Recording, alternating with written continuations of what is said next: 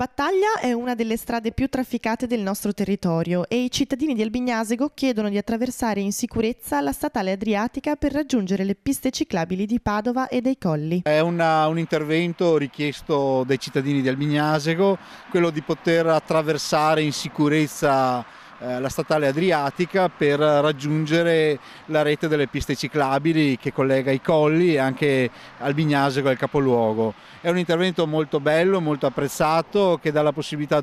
tutti i cittadini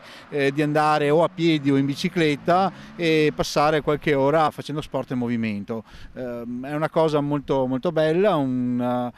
intervento che abbiamo finanziato come comune, che ci è costato circa 30.000 euro, ma che ci dà parecchie soddisfazioni, perché tutti i giorni, in tutti i momenti, vediamo persone che passeggiano, che camminano, che lo usano. È anche disponibile il pulsante per i non vedenti, c'è questo segnale audio che dà la possibilità di capire quando scatta il verde, quindi davvero una bella cosa per tutta la comunità di Albignasego.